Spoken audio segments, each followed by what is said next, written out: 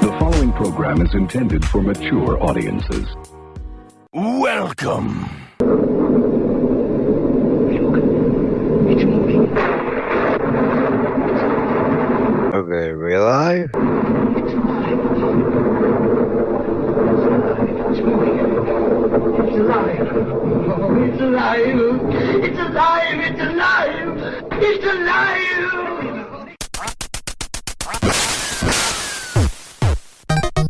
I think we are. Sorry about that, I wasn't paying attention. Looking over a message that I had. Well, while nobody's here, it gives me a second to get my bearings and explain what this is going to be all about. So, I came across a headline from a few different places on Twitter that were hyping up the fact that they're trying to put together some kind of a story on police brutality and the statistics and all that nonsense that goes along with it. Now, I know there are probably a lot of you out there who have not experienced anything like this and don't believe that these things actually happen. And sorry, but I have news for you. They do happen fairly often, actually. Now, if you've never been arrested, if you've never been to jail, congratulations.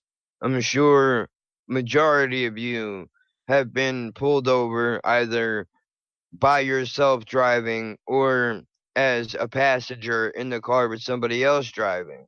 And I don't need to explain to you, if you've been in this situation, how nerve-wracking it can be when you have somebody outside of the car that wears a uniform and has the power to do whatever they want to do.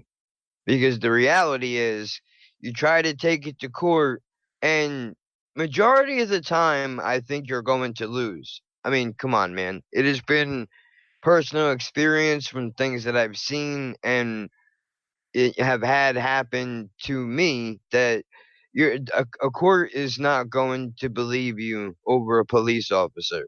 Now I'm sure that there are different instances that you can go by. However, I mean it does vary.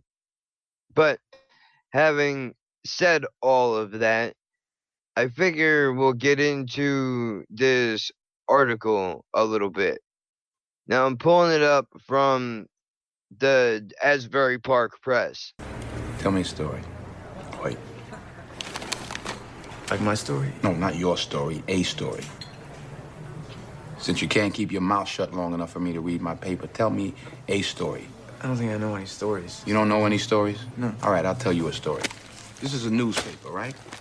It's 90% bullshit, but it's entertaining. That's why I read it, because it entertains me. You won't let me read it, so you entertain me with your bullshit. Tell me a story right now, go. I've thought about doing this several times, but I wanted to have something to kind of back up my claims, and I can get into stories in a few minutes of the shit that I have gone through myself, but this is kind of polarizing. Now I'm just gonna go ahead and get into this here. I could screen share it. Matter of fact, I'll try to screen share it, but I don't know if that's going to necessarily mess anything up. We'll give it a shot.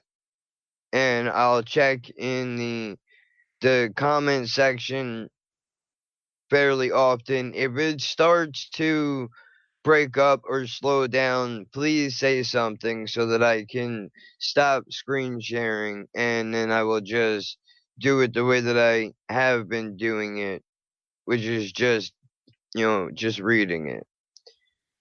But let me go ahead and start this. Now, the link is in the description of the video if you want to follow along and take a look at this article.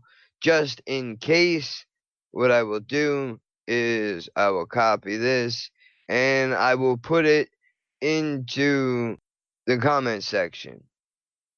So now you can see there that is. In case you don't want to pop open a description, you can just click that right there.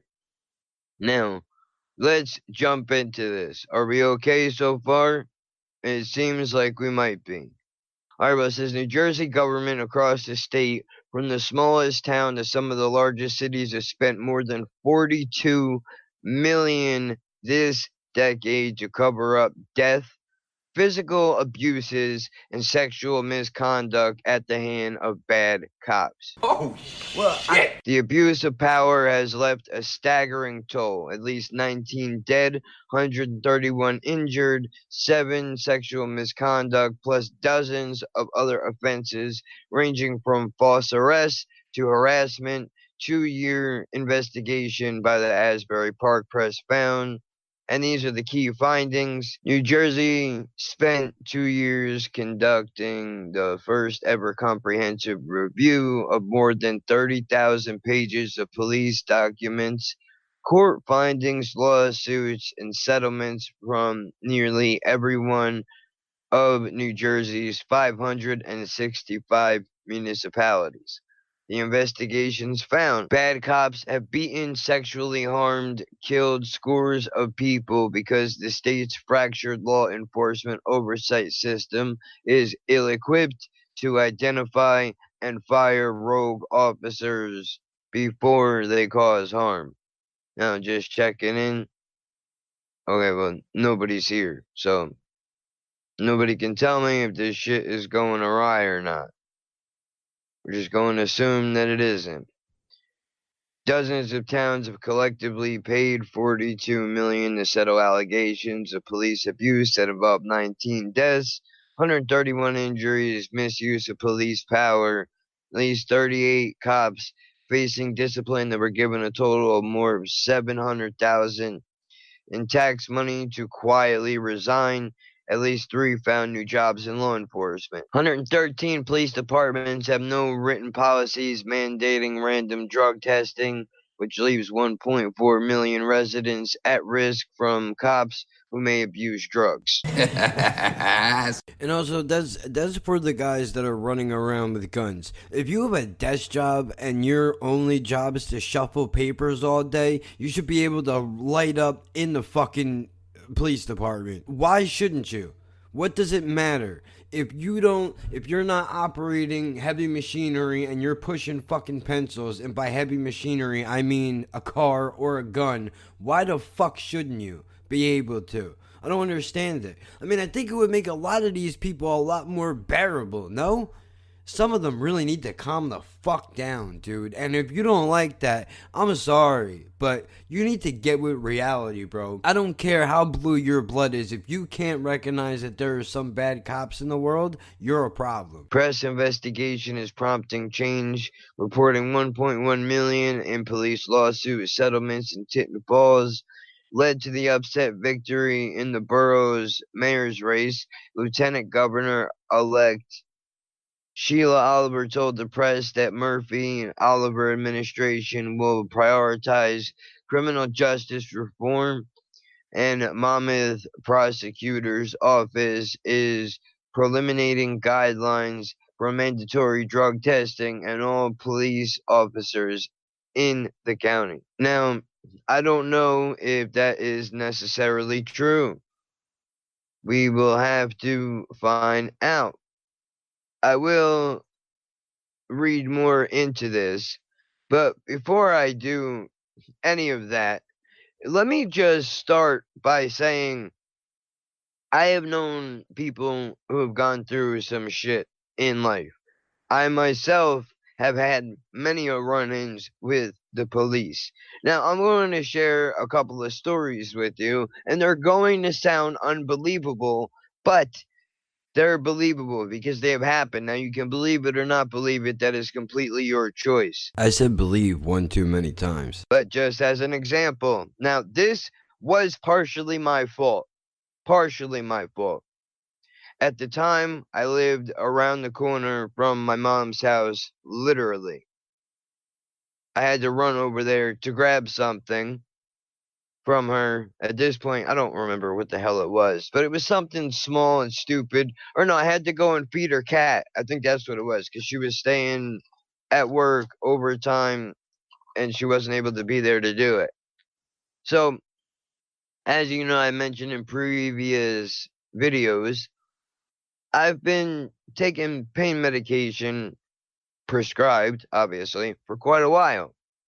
So, when I left the apartment, I decided, I knew I was going to wind up taking one of my pills anyway, but let me just throw it in my pocket and bring it over there. And if she has a water or something in the fridge, I'll just take it when I get there. I'm on foot. I'm not driving. I go out my door, and, usually in the other place that I was living, I saw a police presence damn near every day, sitting outside of the apartment, watching or driving by. I mean, I'll get into all that in a second, but anyway, walking past, and cop stops his car in the middle of the road, hops out, says, "What are you doing?" Now, look, man, this town is a small town. It's only a mile long. What I'm trying to say is that pretty much when I lived there, I knew all of pretty much 99% of the cops. There was not a cop that worked in this town that I did not come across either by driving past me or, just seeing them out and about doing whatever it is that cops do. So I knew this guy. There were nicknames for him. He had a few problems. I noticed that he had a Twitch issue. Now I'm not sure what that pertains to, but I'm not going to say his name or what the nicknames were because that's not important. Anyway, the point is, I'm familiar with this cop. I know who he is. He knows who I am. Now, I'm not saying that we're buddies. We don't hang out together. But the point is that he knows me. He knows where I live. He knows that I'm from town. So he stops me and he says, "Hey, where do you think you're going?" I was like, "Dude, I'm going over to my mom's. Got to feed the cat, whatever." Right? So he then turns around and says, "Well, I'm stopping you because you look like a suspicious person." For those of you that don't know, I do walk around with a limp. Just the way that I was born, can't control it, whatever. So there's an excuse, there's always a built in excuse to stop me someplace. But anyway, when he says I look suspicious doing what? I'm walking down the fucking street, I'm not doing anything wrong. Yeah, well, we've been getting reports that somebody that looks like you in your age range is walking around here and, being kind of shady. All right, whatever, man. So we start to go through the whole procedure. I'm sure that you know it, but if you don't, it's basically, all right, well, look, man, I stopped you, so now I'm going to have to pat you down. I want to make sure you don't have any weapons or anything on you. All right, man, go for it. So before he starts to pat me down, he says, Do you have any knives, any weapons, or any sharp objects that'll stab me or poke me if I go to reach into your pocket?" I say, "No." He said, "All right. All right, do you have any drugs on you?" Now remember, I said that I had a pill in my pocket. I do get them prescribed. Left the bottle at home like an asshole. This part of the story is my fault. I should not have done that. Should have brought the bottle with me. I didn't. Anyway, I was only down the street from my house. Didn't even turn the damn corner yet. Dude says, "Oh, you do have drugs on you." I said, "Wait, they're not illegal. I get prescribed medication. I have a pill in my pocket. You give me the chance. I'm going to reach in and I'm going to take it out and I will show you what it is." Okay, fine. Pull it out, show him. I say, "Look, this is it. You can pat me down and see I have nothing else on me." He does that. He pats me down and he says, "All right, well, where's the bottle?" "The bottle's in the house, dude." He's like, well, why are you walking around with loose drugs in your pocket? You do know that I could arrest you right here in the spot, right, for not having your bottle on you? I'm like, look, bro, I can go to the house and get it. I literally live right there. You give me a chance, I'll go into the house and grab it so you can see I actually have the bottle. At least before you arrest me, and then I have to bring it into court and prove that you were wrong or whatever. Maybe I get a fine, whatever the case may be. So he says, all right, fine. You know what? Go ahead and do it. Now, I'm not a fucking idiot. When I walked back into the house, I shut the door behind me and I fucking locked it because I'm not letting this dude into my house, man. And obviously, I know I have to go back out there. If he wanted to, he could have kicked the door in, but that's not going to do either of us a favor. So I grab the bottle and I bring it outside. Dude standing there. And he says, all right, well, I need you to hand me the pill that you had in your pocket, and I need to see your bottle because I need to make sure that the pills match. Now, follow me here because this is where the story gets interesting. He has the pill in his hand, the original one. Opens my bottle. This is gross, also, by the way. No gloves at all. Was wearing no gloves whatsoever. With his bare, gross ass hands. Who the hell knows where they've been? He pours some of the pills out in his hand, like a decent handful out. Then he takes his pointer finger and his middle finger and he cups them down into his hand. He's got it cupped in like that. What's happening is he's looking at them and he says, all right, they match. Right away, I'm like, all right, something is not right with this. But he says, all right, here's your bottle back. Next time, bring the bottle with you because you can't be walking around with loose pills in your pocket because if I catch you again in this situation, I will arrest you and I will put you in jail, whatever, whatever. I'm like, okay. So then my first instinct, obviously, is to go to the house. The cat can wait. He's going to eat eventually. Right now, I need to count these pills.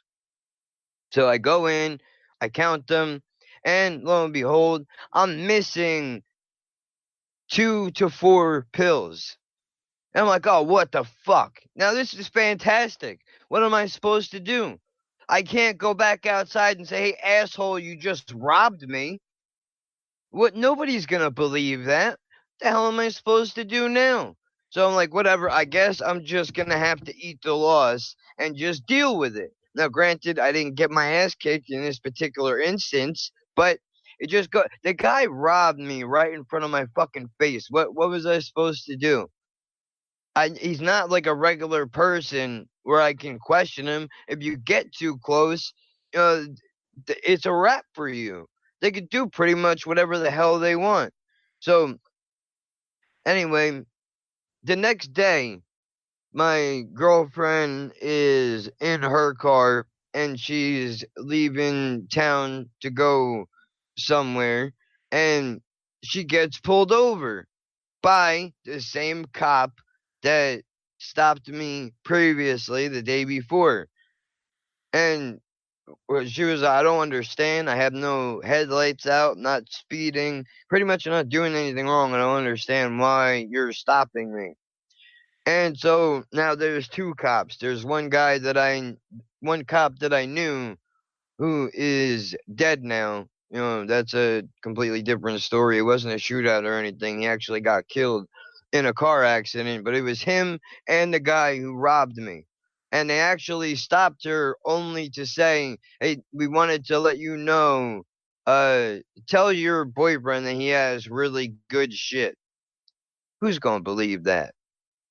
I don't think anybody would believe that. And they can do that because, dude, they have the point I'm trying to make is that they have the fucking power to do whatever the hell they want. And you're not going to be able to do anything about it. I mean, I'll give you another example. When I got arrested on the weed charges and they brought me into the interrogation room, when they're trying to intimidate me, and tell me that they're gonna give me 3 years for a fucking eighth of weed. I mean, whatever. I was gonna take the time and deal with it, but that's besides the point. Cop straight up said, "Listen, don't even bother trying to take this to trial because you know what's gonna happen if you do? I'm gonna just put another cop on the stand and I'll have him say that you sold weed directly to him. And then you'll just get convicted anyway. Because nobody is going to take the word of a drug dealing scumbag over a cop. Just not gonna happen. So don't even bother taking it to trial." Again, I told you that some of this shit might sound unbelievable, but it truly did happen. I'm not making this up for effect. You want to go even further? When I was finally put into the county, when I was in the county jail, saw some black dude get brought in there and he was being manhandled in a way, pushing him around and shit while he's got the handcuffs on. These two cops were being real dickheads, man.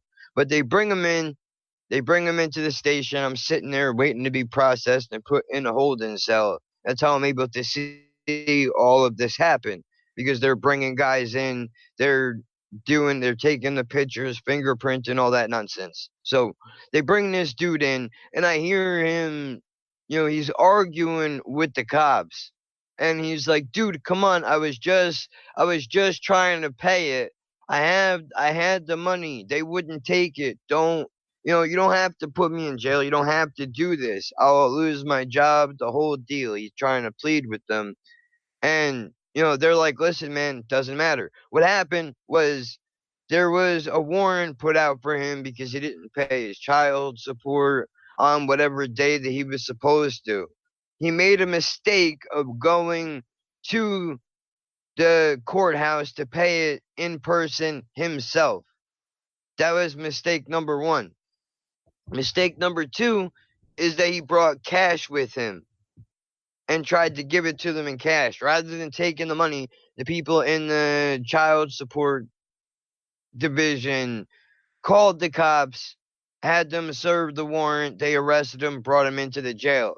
He had $1,400 on him. That's what he owed. I don't know if it was a backed up payment or if that was a monthly payment, whatever. I didn't ask the guy. But he's like, "You don't have to do this to me. I have the money. Just let me pay it and let me go so I don't lose my job and everything else." And they're like, the one cop looks at the other cop and he was like, "Hey, man, did you see him come in with any money?" Another cop was like, "Nah, I didn't see anything." Go in the dude's pocket, take the money out, put it in his pocket, and went, "Yeah, man, I don't know what you're talking about. I didn't see any money." Then continued to cart him off to jail and lock him up.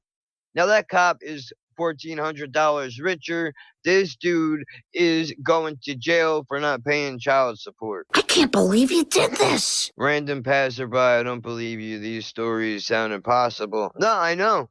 I know. I'll give you one more. When I got arrested and put into the jail, at the time, I was taking Seroquel and I was taking Vicodin for the pain that I have, both bottles from doctors, respectively, whatever the hell the word is. But anyway, I was stupid enough to bring them in with me. I thought in my rational brain, if you get arrested and you're on medication, when they arrest you, they take the medication, they check with the doctors, they make sure that the prescriptions are legit, and then they give that medicine to a doctor who is then going to distribute medication to you as you need it, right? That's what you would think would happen. That's not what happened. What happened was that, I don't know if you ever seen Super Troopers, but there was some Farva looking dude that was back there. I mean, I swear he looked just like him. He had the mustache and everything. Matter of fact, what I'll do real quick is I'm gonna pull up a picture of this guy. Farva Super Troopers. Let me see if I could pull this up. Now I'm gonna screen share, and I'm not making up stories here, dude. This is what the guy looked like. Hold on. This motherfucker right here looked just like him. No bullshit. Same mustache, same round face, the whole deal. Looked just like him. But anyway, they take my stuff, and the cop is like, "Oh, look at what we got, guys. Looks like we're going to have a party tonight." I'm like, "Dude, I need that medication. You can't just take it away like that." And he was like, "Again, what medication? I didn't say anything." 8 other cops behind the counter, including a woman, if that matters at all. And he says to everybody, "You guys see him coming with any pills?" "No, we didn't see anything." "Oh, see that? Nobody saw him. Can't help you. Sorry." Pockets him. Then they put me away. And that's that. I bring this up. I try to bring this up to a lawyer, and he's like, "Listen, man, can you prove that you had the medicine on you? Can you prove that they took it? Because if you can't, I don't know what you want me to do with that. I can't exactly just go to the judge and say, 'Well, Your Honor, my client tells me that they took his medication from him. So, we're going to need you to just believe him on his word.' It's not the way that it works, unfortunately. So when I see stories like this of people getting beat up and shit like that, I believe it. Only because of the fact that of what I have gone through in my own personal life. I know that these things can happen. They really can. Now hold on, I'm gonna screen share again quickly because I'm gonna show you guys while I'm going over this. This is the guy right here. He's a cop. I mean, you can just look at his fucking face, dude. He looks like these guys think they can just get away with anything that they want, and majority of the time they can. So look, in 2016, Khan, who is that dude right there, was arrested on charges of punching his brother-in-law in the face, causing serious facial injury, eye socket, and jaw fractures. Threatened to shoot him. Threatened to shoot him. Just in case you don't know, do you want to know what saying something like that will get you? It's called terroristic threats. And that'll land you into jail 5 to 7 years. Hey, what's up, Sabella? Not much, man. Just going over police brutality statistics and stuff like that. Talking about this guy right here, and I had a few stories of my own that I was going over, but it's just real quick going to go over this a little bit more with this guy. So he punches dude in the face, apparently his own family member, breaks their jaw and their eye socket, then threatens to shoot him. Now let's see what happens. Let's read a little bit further and see what happened to this guy. Brushes off the criminal charges as a grand jury dismissed the claims. His only punishment, a 40-day police department suspension. After that, the officer returned to the streets armed with a weapon in full force of the law. Hold on, I'm getting a phone call, so let me stop screen sharing quickly. If I can answer the phone. Hello? Okay. Alright, I'll have her up here. She's fine. Okay. Alright. Talking about the people that read the meters are coming out. We had the dog stopping by. So we don't want to, we don't want her barking at them and scaring the shit out of them or whatever. But so he got a 40-day suspension. I mean, did I read that right? Let me go back over it. Yeah, 40-day police department suspension. After that, he returned to the streets, armed with a weapon, and it goes right back to doing his job. Now, like I was saying before, if you say you're going to kill somebody, you threaten to shoot somebody. That's terroristic threats. I know from personal experience, unfortunately, even though what happened to me was not true and I got caught up in, again, the abuse of power and all this stuff like that. But that carries a sentence of 5 to 7 years in prison. You only do a year of that while you're in the county. The rest of it goes into prison time.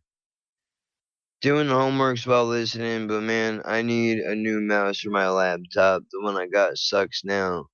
I'm gonna get a new one Friday or Saturday. Yeah, that's awesome, man. You definitely need to do that. I mean, I have a wireless one here, bit of a pain in the ass, but the bigger problem is the CPU in the computer. But so, yeah, 5 to 7 years terroristic threats will give you. And then you add on to that, that's an assault charge. At minimum, that's 6 months. Minimum is 6 months. Now, I mean, I guess you can add on assault and battery. I don't know if that would be a separate charge. But you're looking at 7 years plus we'll tack on another year. So that's 8 years in prison. Maximum, probably more, depending on whether or not this is your first offense and how badly the other person is hurt. With this cop breaking this dude's eye socket and his jaw, then you got to pay hospital bills on top of that. And he gets a fucking 40-day suspension and that's it? Get the fuck out of here. Are you fucking serious? And then they wonder why people hate cops?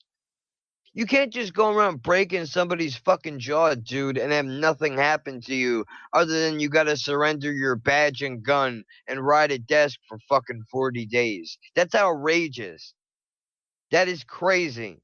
We're never going to, if shit like this continues to happen, there's never going to be a level playing field where people can trust cops.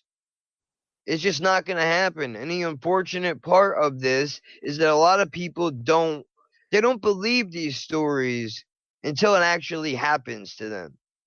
That's when all of a sudden they want to believe in that. But by then it's already too late. You know, and this is just one story. I'll pop back on the screen sharing again in case you guys want to follow along. And there is the link in the description for this website in case you want to read it at your own pace. But so he got 40-day suspension. After that, returning to the streets. It did not prevent him from more violence. During a car chase that could have been a scene from an action movie, Khan shot at a suspect fleeing in his vehicle, then pursued the car to the streets of Jersey City, according to the criminal charges filed against him. I ain't know all of this came with reppin' Jersey. On June 4, 2017, the chase ended tragically for Miguel Feliz, 20 years old, innocent victim caught in the mayhem. The father of a 6-year-old was driving home from his Peapod grocery delivery when the suspect ran into the Toyota. Alright, so he ran into his car and ran him off the road. Car burst into flames, slamming into a utility pole. While his clothes are on fire even, and choking on the acrid smoke, he needed help from the police. He got conned. Now this is our award-winning officer who, let's recap quickly, broke his own brother-in-law's jaw and eye socket, threatened to shoot him. And that's this beauty queen that we're dealing with. You need one more blinky light for your parade, princess? This guy has now been hit, dragged into a situation that had nothing to do with him, slams into a fucking utility pole. Now he's on fire. Oh man, my dick's on fire. And this is the point where if you're this guy, you're sitting in your car on fire, freaking out, trying to get out, put yourself out and then you're saying there's no way my day could possibly get any worse from here. Let's see about that. Khan and another officer kicked police as he laid burning on the ground. Struck in the face. Cell phone video was shot by a passerby showed months later. Both officers were indicted on aggravated assault charges. Officers have pled not guilty. Now, this is Miguel being quoted as saying, "I thought they were there to help." Said weeks after the incident, healing from 4 broken ribs inflicted by police, multiple burns, obviously not. They obviously were not there to help. In another state, Khan's first arrest would most likely have been his last day as a police officer. In Florida, shout out to Sabella. Maybe you've heard of this story, possibly not. Conduct involving an assault can cost a police officer license to enforce the law, even if they are not criminally prosecuted. But not in good old Garden State, it don't. And that I do not forgive. Isn't that goddamn unfortunate? Of course not in New Jersey. Do we do anything right? I mean, really, I don't know. I don't know. Many officers use their authority to commit crimes, obviously. You know this shit was just business, right? We know that. What's going on, man? How come you're switching my shit around, dude? I didn't want that.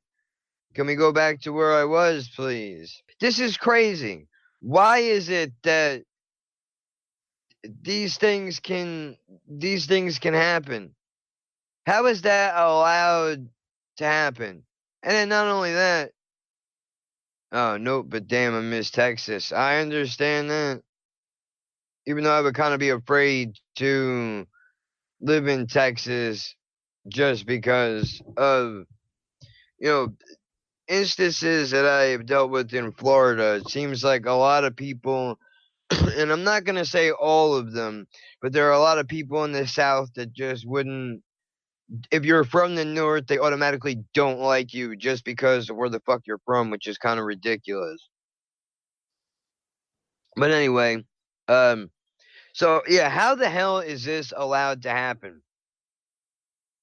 Why does this shit take place? How are we supposed to trust the cops? And I'm not saying that they're all bad. I'm not saying they're all bad, but you don't hear about the good stories. You hear about the bad ones. When cops fuck up, you don't hear. When everything is going well, you don't necessarily hear about that. And I mean, I guess that's just the nature of the beast. But I mean, it is what it is. What can you do? But let's see. Let me scroll down a little bit here. Road cops are a fraction of the 33,000 officers who protect the public each day. Bad cops remain on the street because of one number, 466. That's the number of municipality police departments in the state, most with 23 or fewer officers and some employing multiple family members. Each of the 466 departments have a unique political culture and internal affairs system that is rarely overseen by outsiders, unless the police chief believes that an officer may have committed a crime. New Jersey is one of 6 states that does not officially license police officers or have a method to ban bad cops. How many of these guys have been with you long enough to be disgruntled, huh? Think about it. You don't pay much, you know. It's almost a fucking feudal enterprise. Much the way the government can disbar wayward lawyers or pull the license of intoxicated truck drivers. The other states without a police licensing revocation laws are New York, Rhode Island, Massachusetts, California, and Hawaii. Of at least 64,353 internal affairs complaints filed since 2011, less than half of 1%, 226, resulted in an officer being charged with a crime. The press found of those defendants, 90 were convicted. Holy shit. Now, it does show a chart here. Let me see if I can pull this up. Complaints filed. Complaints thrown out. Complaints still pending. Look at this. Look at that. Almost half of the complaints thrown out is almost half the size of the ones that are filed. Almost half the size. That is insanity, dude. They're out to do their job. Look, I get that. But this is a problem. This is a serious problem. A cop with domestic dispute history kills his wife. We don't even have to read the rest of that. Let's just skip to the end. He used a gun to fatally shoot his ex-wife in 2015 in the middle of an Asbury Park street in front of their 7-year-old daughter, serving 30-year prison sentence. I'm shocked he's even in jail. I could stand in the middle of Fifth Avenue and shoot somebody and I wouldn't lose any voters, okay? It's like incredible. Heavy lies the crown, sort of thing. Well-known violent cop beats a suspect on camera.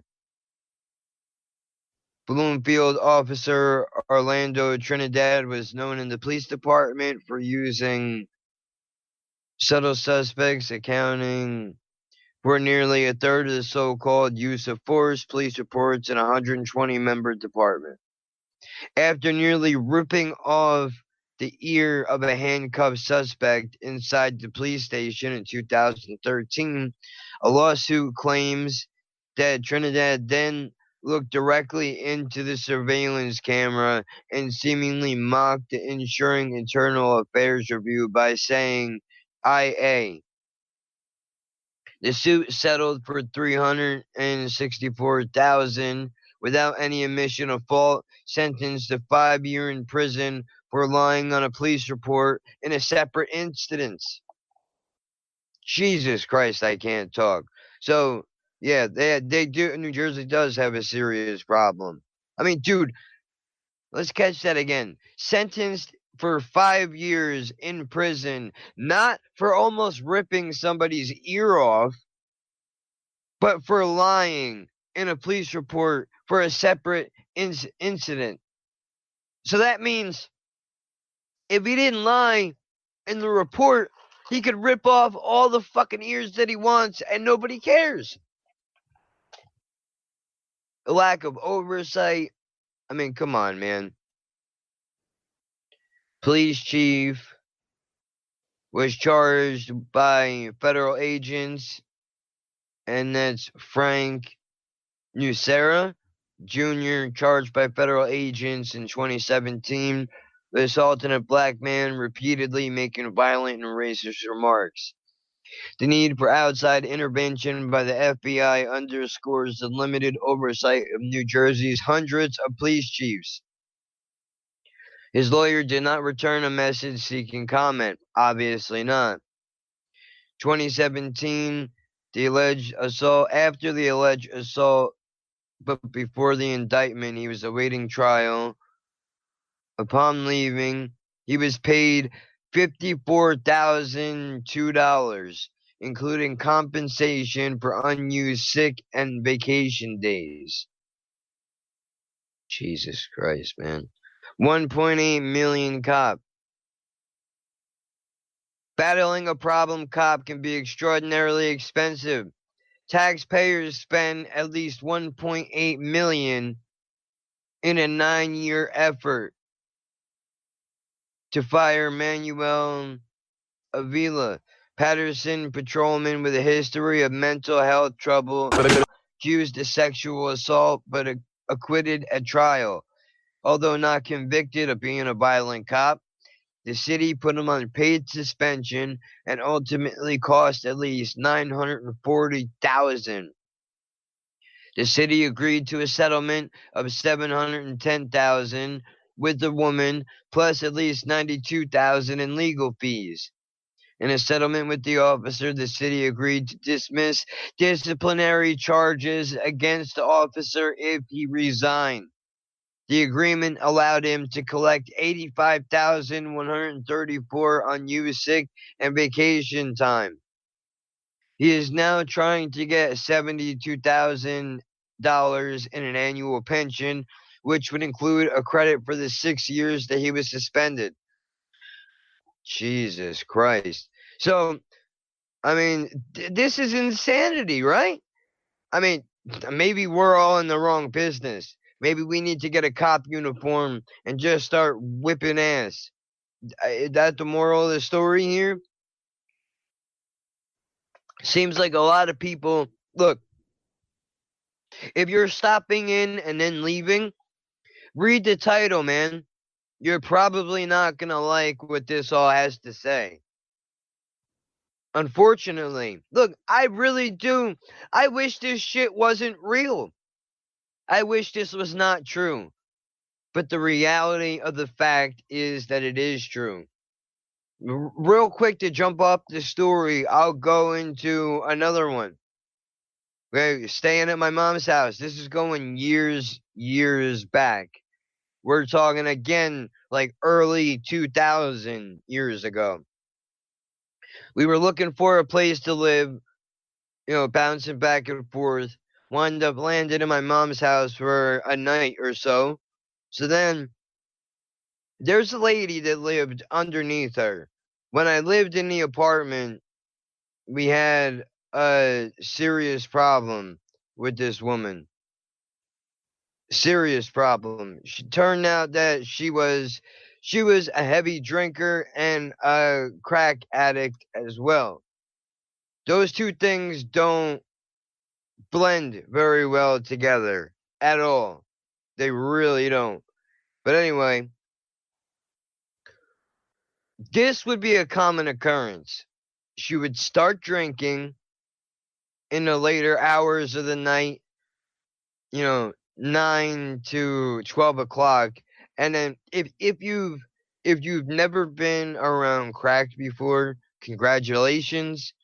But if you smell it even once, that is a smell that you will not soon forget.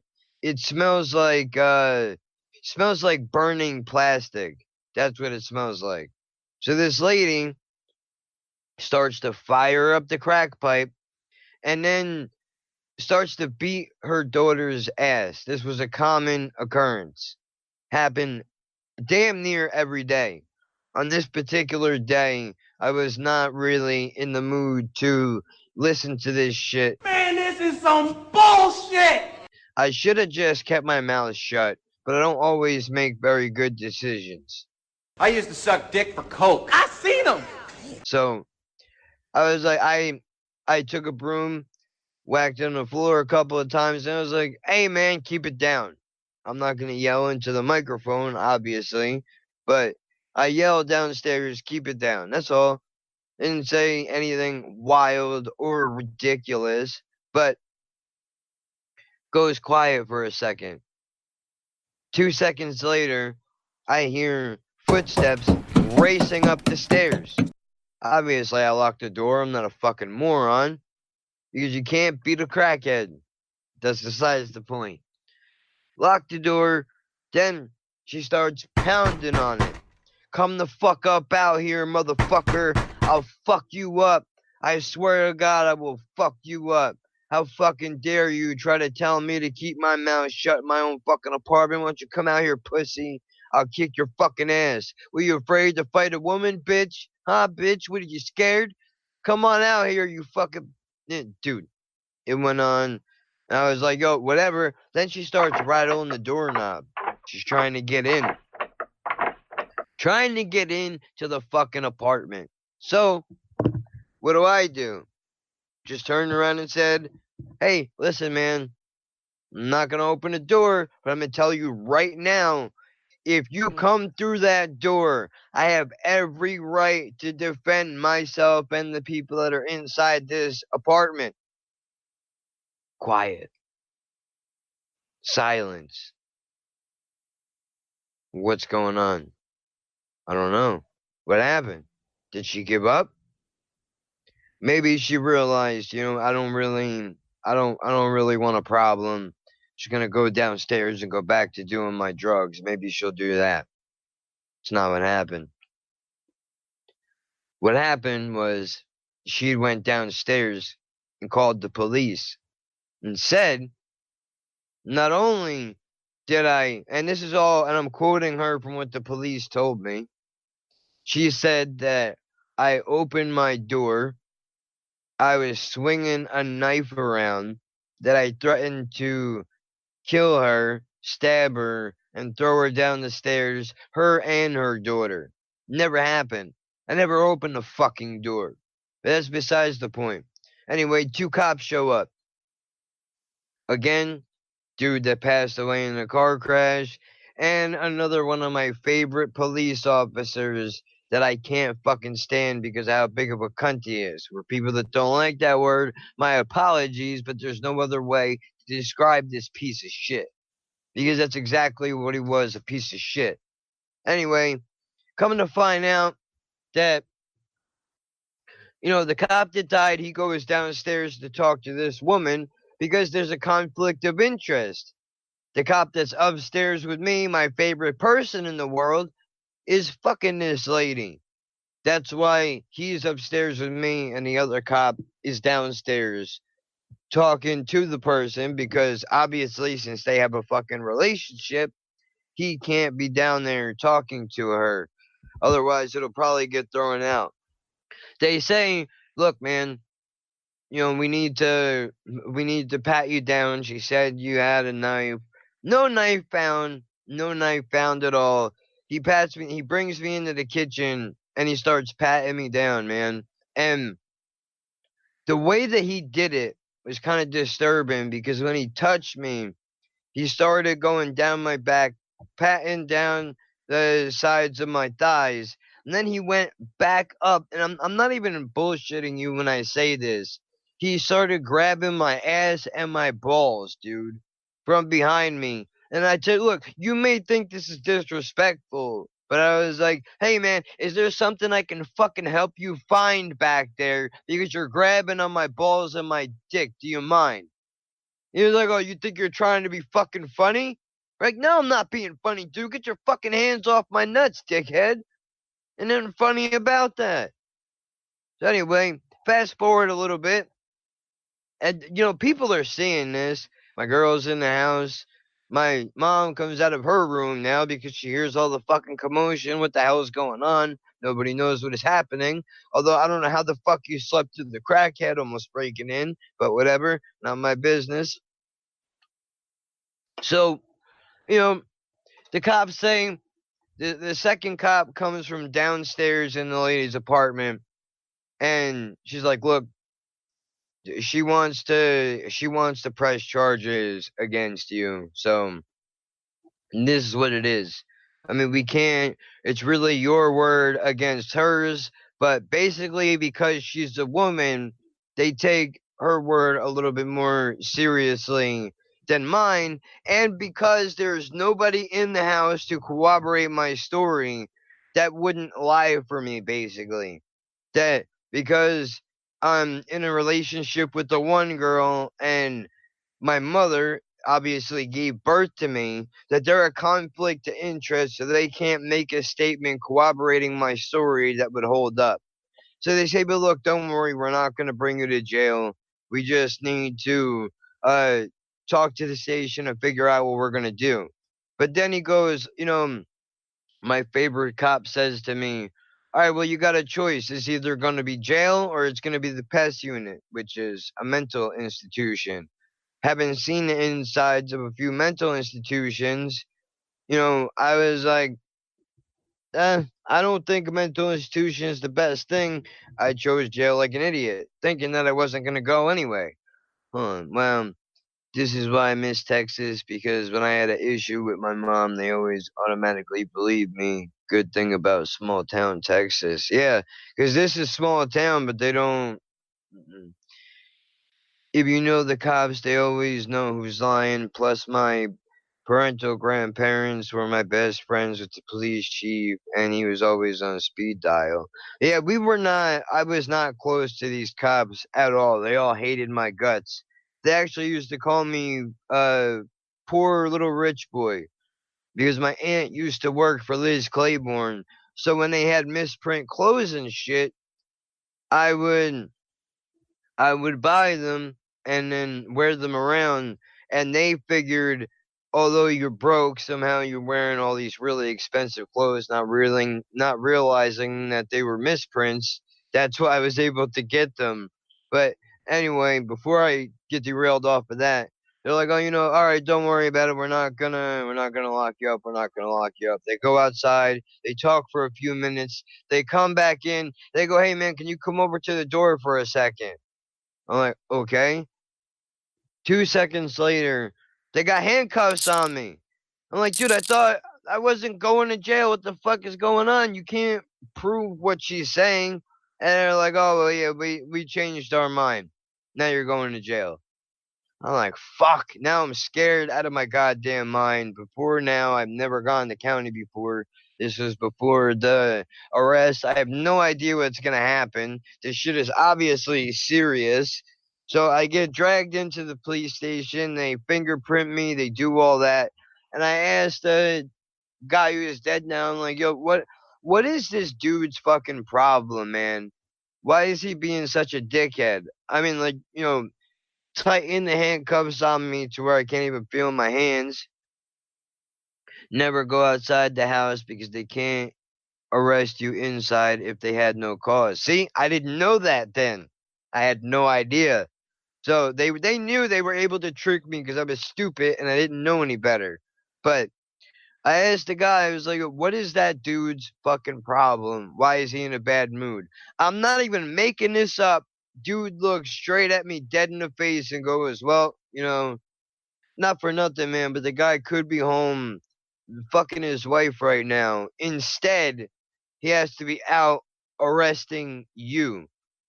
I thought that was the fucking job, bro. Excuse me. Sorry that you want to be home fucking your wife and not doing the job that you get paid to do.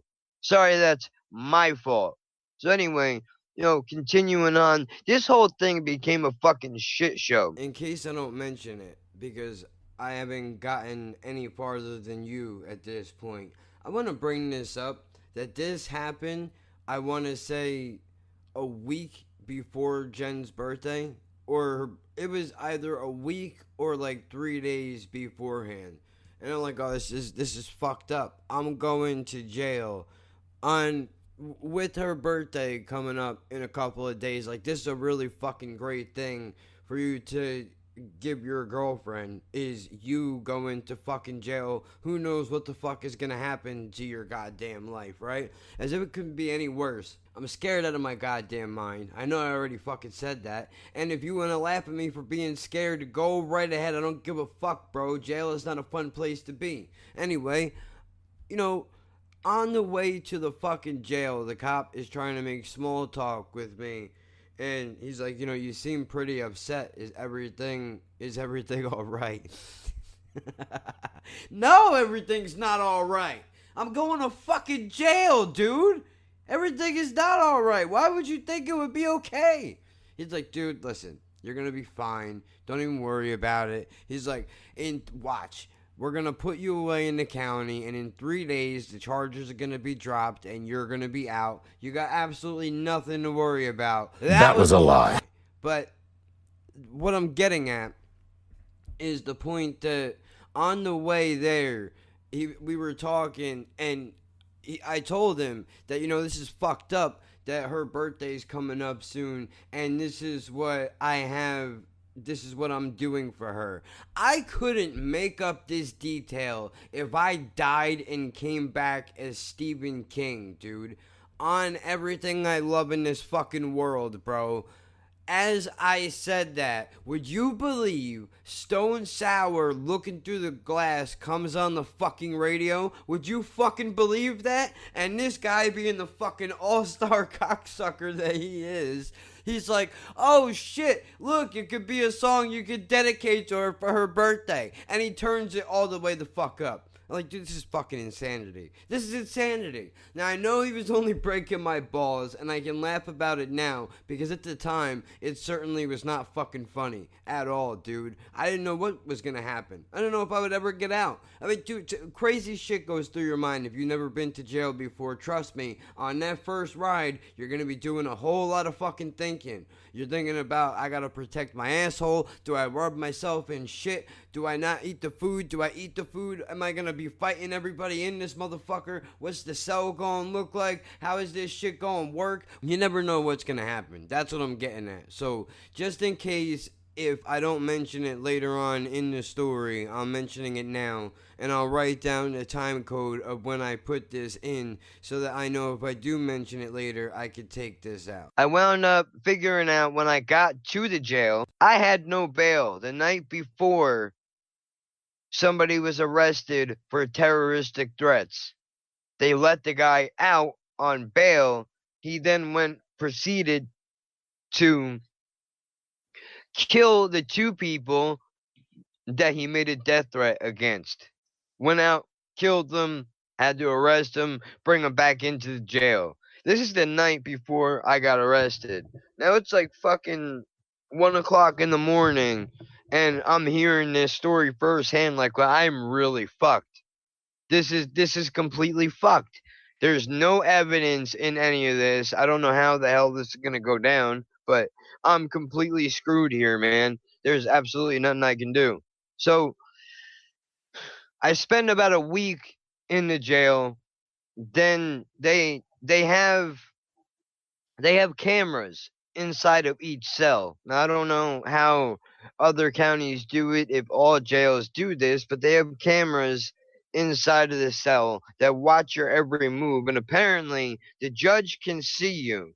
They can sit in their chambers and watch you on closed circuit television, and they monitor your behavior, or so I'm guessing.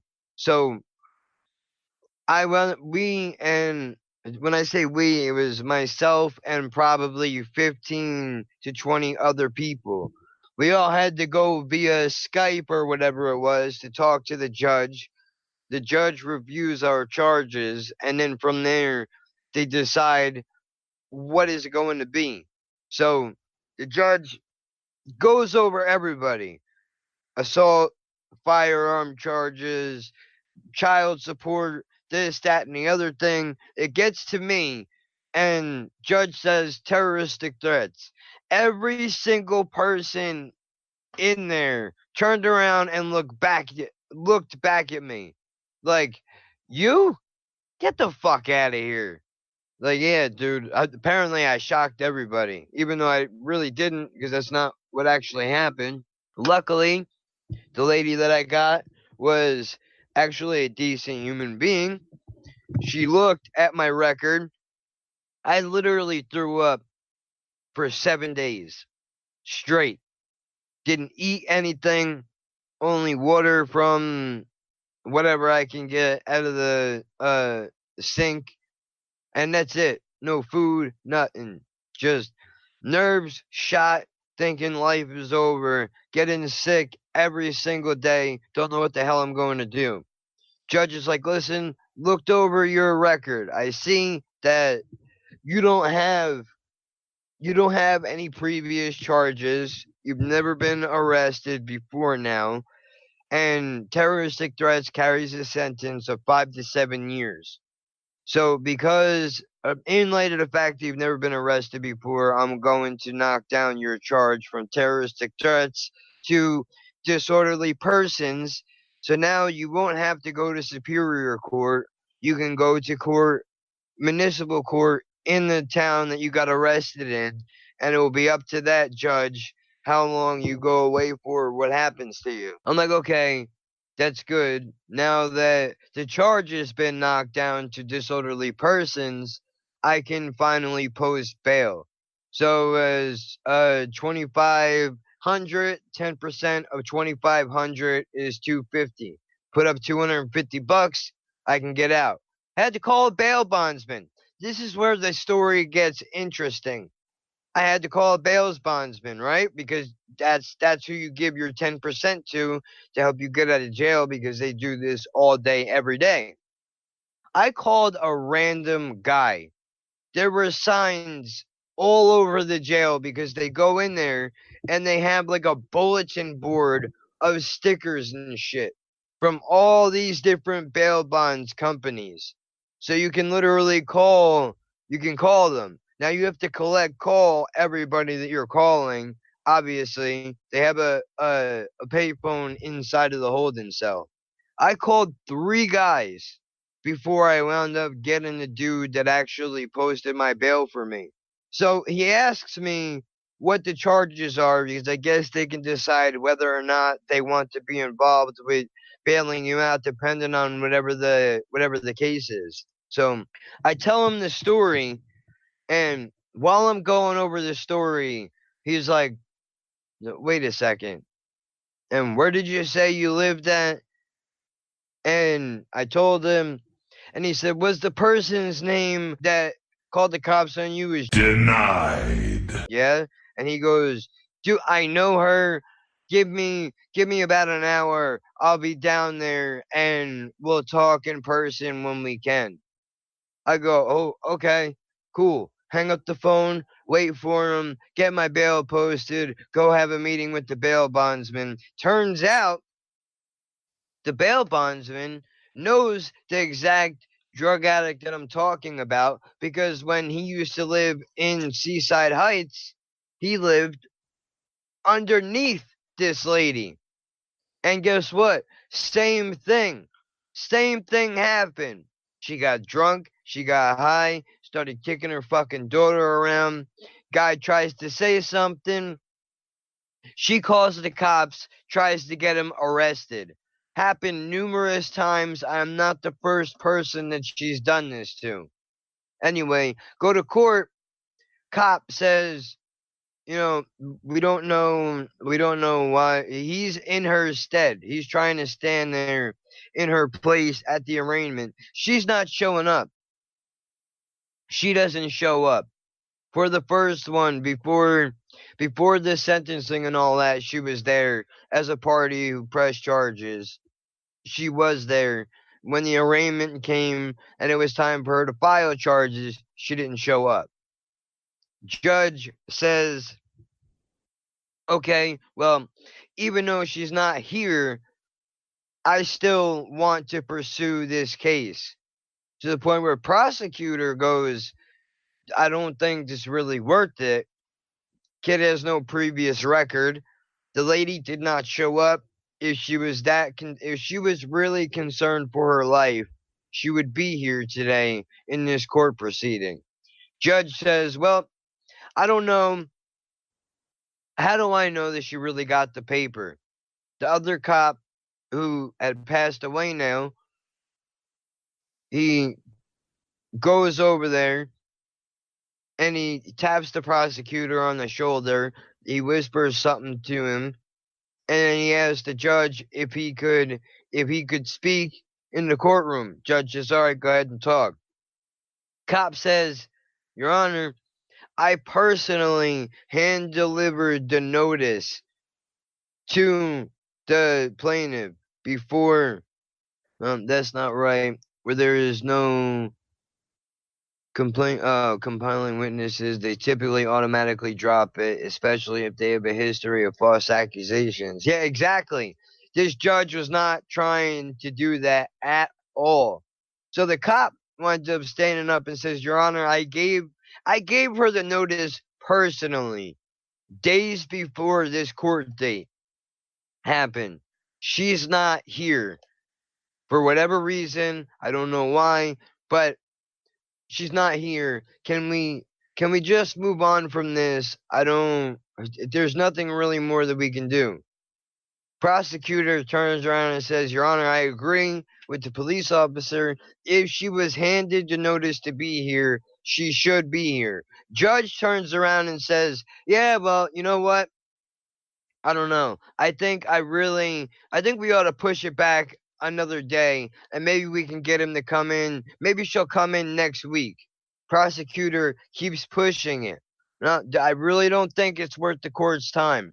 For whatever reason, judge finally turns around and goes, okay, all right, you know what?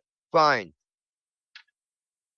This is what's going to happen then. He looks at me and he goes, listen, here's what you're going to do. You are now court ordered to go get a mental evaluation. And you have to be put on medication and go through anger management. I will be checking in on you. If I do not see that you've gone through a mental evaluation and put on medication within 30 days, I will put a bench warrant out for you and you will be arrested. Now get the fuck out of my courtroom. Okay, that's fine. I leave. I go a town over to go get something to eat. Now that I can finally, okay, it's over. The worst part is over with. I'm not going to jail for fucking 7 years. Case was dismissed, but he's ordering me to do this shit, so I know I gotta do that. I leave. Not even 15 minutes later, I get a phone call from my aunt. Says, dude, the judge wants you back in his courtroom right now and says that if you don't go back, he's gonna put a bench warrant out for you and you're gonna get arrested. We literally sped from, we were 2 or 3 towns over. We must have did 90 from that town all the way back here to the court to get back in, because he gave us, a 10-15 minute window to come back. I run back in there, I run into the court, and he says, where the fuck did you think that you were going? I was like, Your Honor, you said I could leave. And he was like, I didn't say anything of the fucking sort. And don't think you could just walk out of my fucking courtroom until I can tell you that you can walk out of my goddamn courtroom. Do you understand me?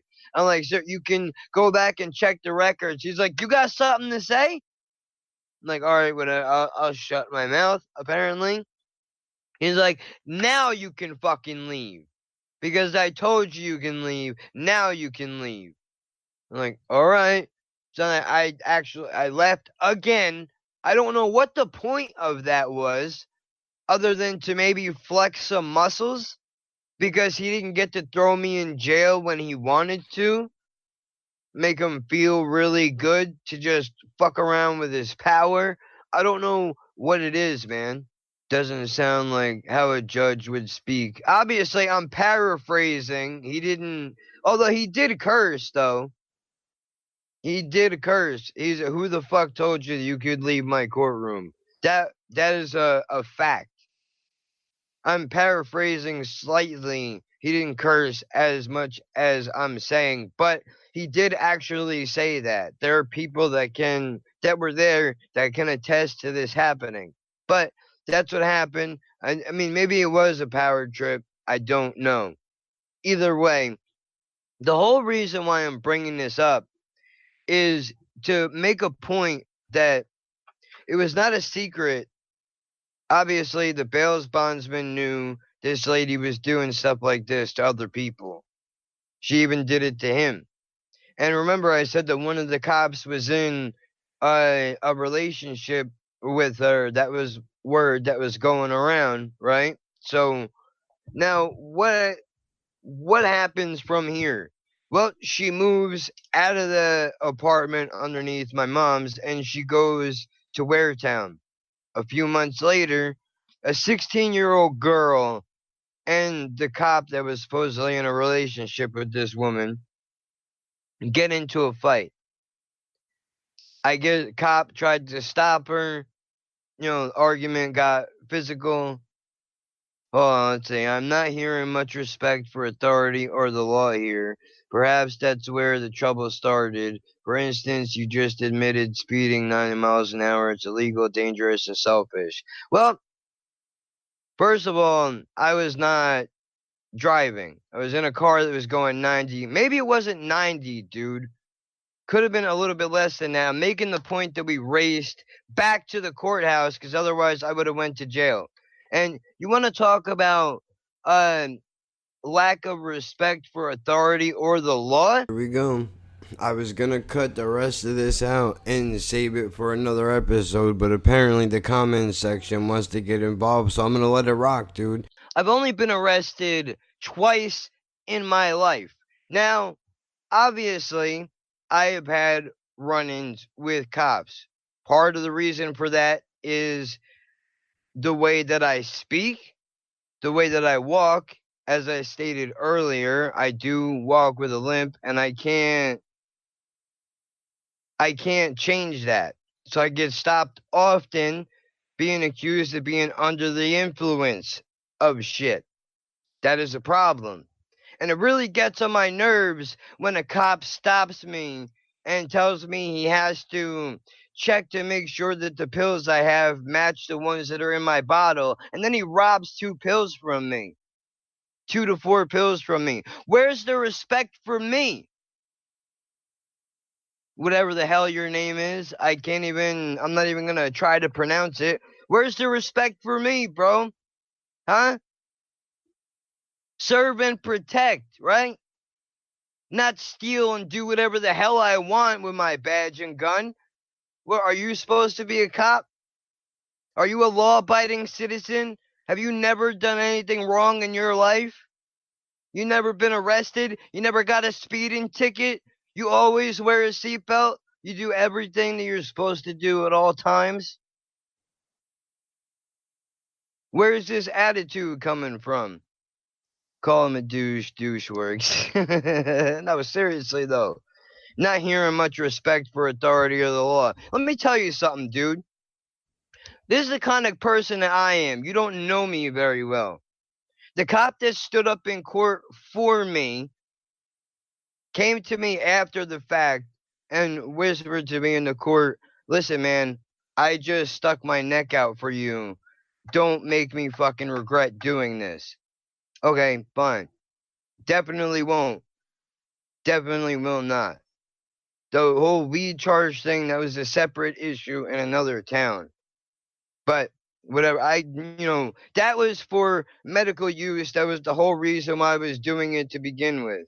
But the point is, this guy stuck his fucking neck out for me. And I appreciated that, right? A few months later, the guy gets killed in a car accident because there was an accident on the parkway. Guy that hit him, after the guy hit him, the cop's car flipped over and started to catch fire. Now, he was caught inside of the car, couldn't get out of the seatbelt, asking the guy to help him out, that he was going to go to court with him and try to get his sentence lowered down if he helps him. The guy was afraid to do it, didn't help him, cop dies. Okay? Now, this was on Thanksgiving. Thanksgiving night, guy dies. When they held this service for him where cops from all over the fucking country came out and drove around with him, gave him the whole thing with the hearse and all that stuff. At the police station, they put out his car.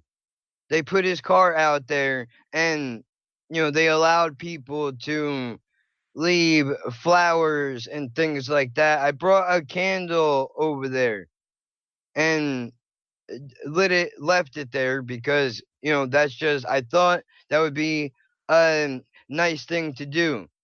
That's not respectful. That's not a good thing to do because I have no respect for authority figures who abuse their power. I don't have any respect for that at all whatsoever. None. I'm not saying I'm perfect, bro. Nobody is perfect. Look, I've done my share of things, right or wrong. I can admit that I've made mistakes, though. When I do something wrong, there are consequences to my actions. When a cop does something wrong, they get transferred to another town. Or if they do get fired, they get a damn payout. Why is that okay? Where's the justice in that? Sounds like the other cop is a decent guy who tried his best with dealing with dirty cops and did try to help when he could. Well, see, that's the problem, because I did have a conversation with him, the cop that passed away, and we talked about my dislike for cops because there are a lot of them who are dirty.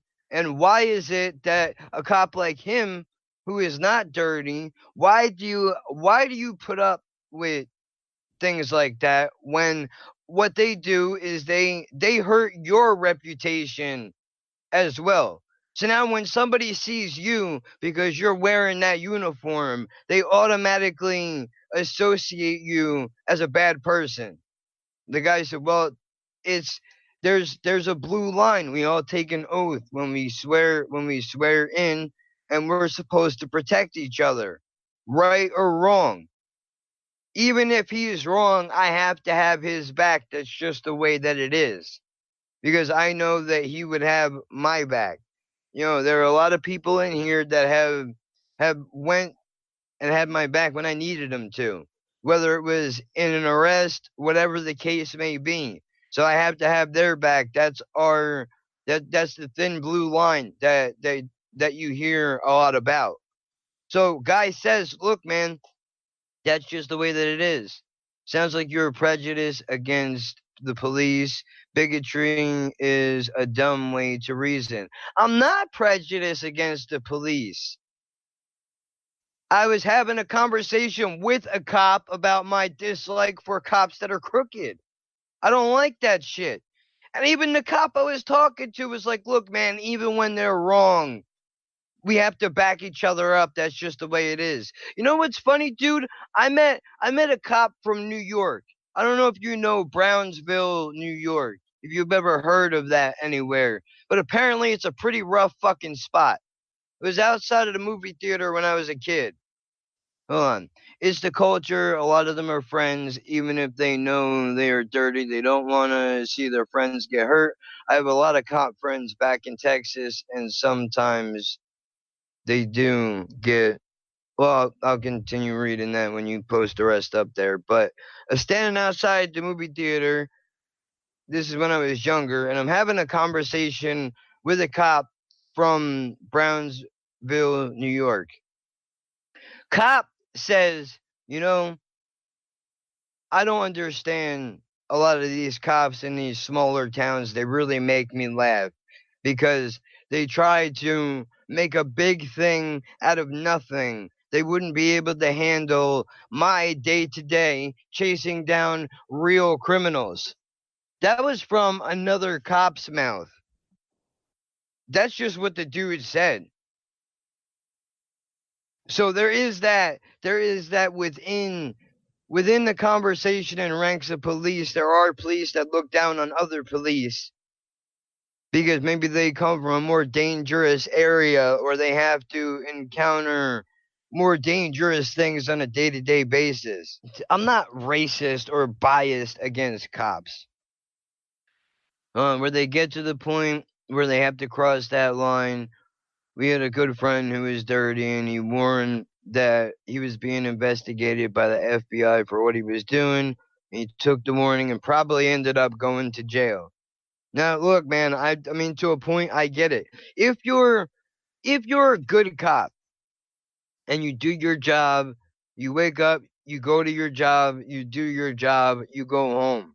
You're not out robbing people.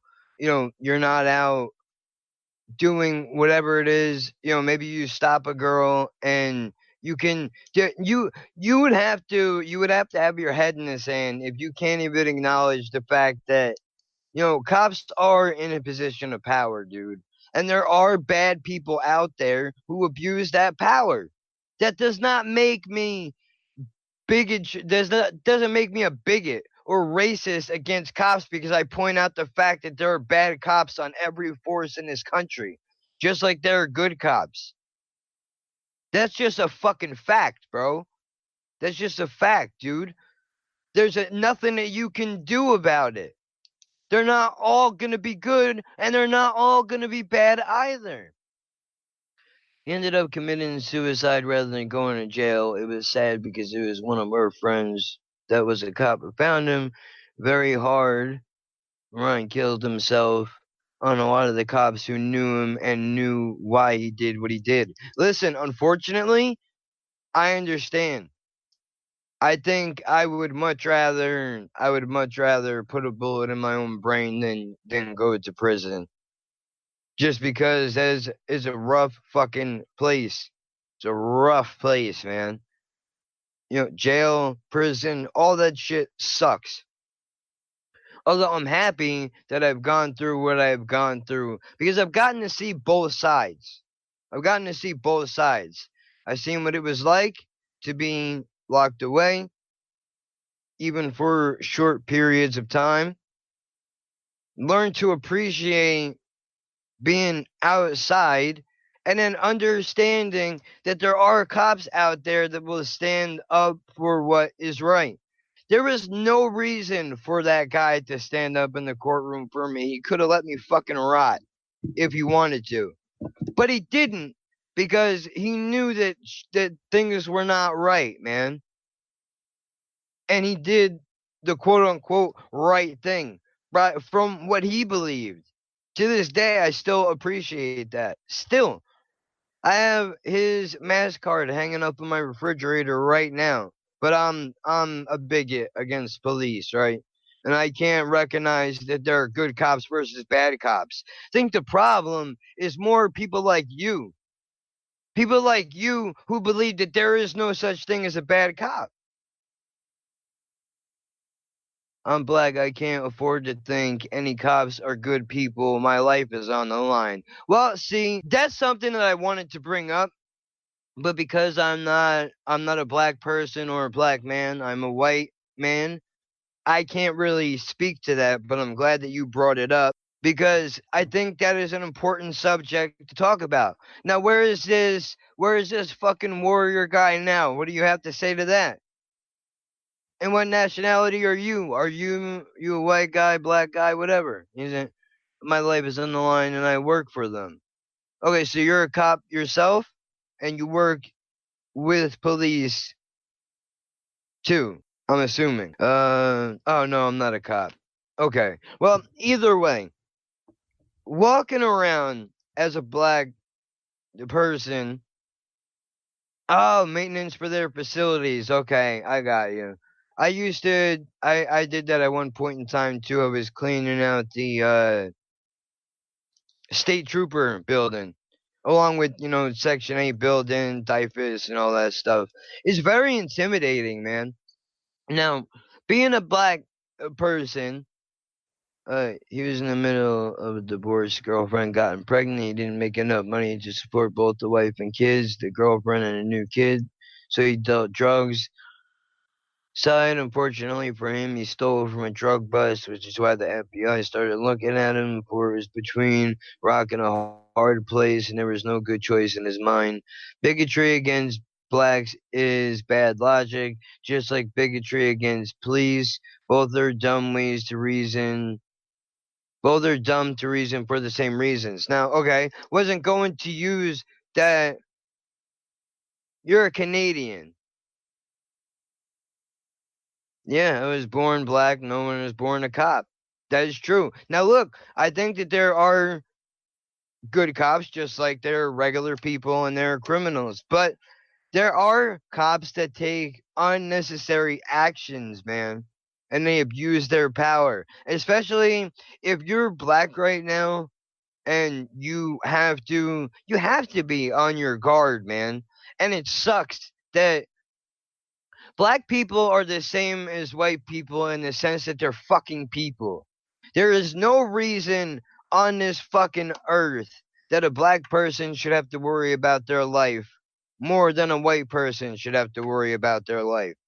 It's sad, and it should not be a fucking reality. It shouldn't. Now, look, man, you can argue that it's bad logic, but if you're a Canadian guy, probably a white dude, have you even ever had a run-in with the cops? Probably not. Maybe you have. Maybe your family is full of police officers. So maybe you have a built-in bias. Maybe you don't. But either way, you cannot just sit there and act like every single cop out on the force is a good person. That is insanity, bro. And you should go and get a damn CAT scan. I didn't say being black was like being a cop. Talking about prejudice. Yeah, but that's his point, though, is that when you become a cop, you make the choice to become a cop. When you're born, you don't have a choice of whether you're going to be black or not. And it fucking sucks that that even has to be a thing. You shouldn't have to want a fucking choice. You should be able to be a black person in America and just live life. Live life like any other fucking person lives their life. Why should they have to take extra precautions when they leave the fucking house because they're not white like me? Really? I'm just trying to talk sense to you. It's fucking ridiculous, man. Shit needs to end. It needs to end today. But for you to act like cops don't ever do anything wrong, that is a problem, dude. I'm not saying that they're all bad, bro. I don't understand what you don't get. You hear one bad thing about cops, and right away you want to jump down my throat and try to tell me I'm a bigot, dude. I'm the furthest thing from a fucking bigot there is. I don't think this boy's got all his marbles. Gotta leave work. Listen in the car. All right, thanks. Cool, man. I appreciate it. I'm the furthest thing from a bigot there is. I have sat down and spoke with all different kinds of people. All different kinds of people, dude. From ex-Klan members to just regular black, white, Hispanic, Filipino, gay, straight, whatever.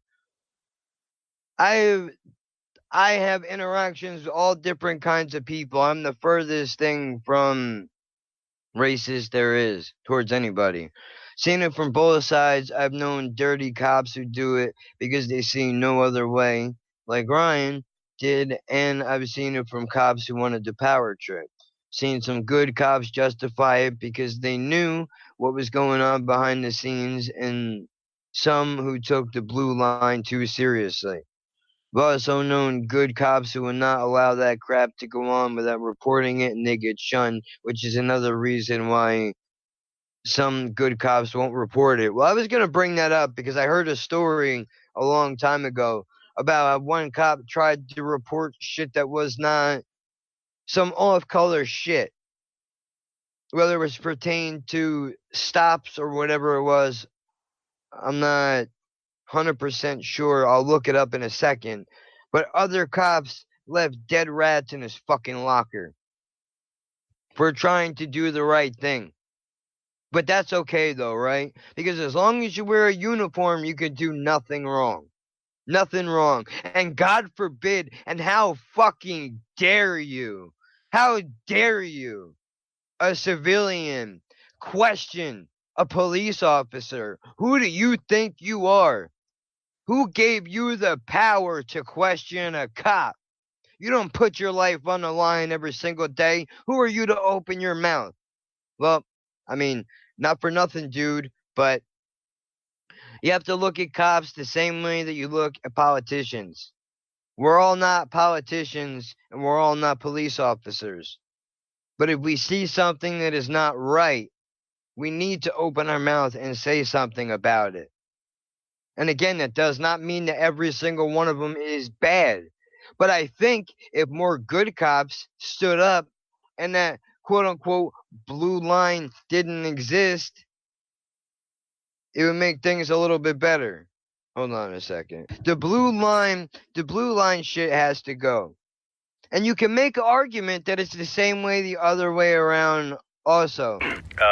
Sir, It's like you said, he's dug in there like a tick. If a person, let me ask you a question, sir. Yeah. If you were driving down the road and you saw a guy that was pulled over, and in the time that it took you to pass by, let's say you're at a red light, and you see some guy get pulled over, he gets pulled out of the car, and for whatever reason, right or wrong, cop starts whooping his ass. Are you going to say something, or you're just going to keep driving by because you don't want a problem? Would you open your mouth and do the right thing, or are you just not going to say something because you don't want issues with the cops? Because I think the other issue is that people are afraid to talk about this shit, man. They're scared to talk about it because they don't want issues with police at all. Who's going to check them then? Why is it that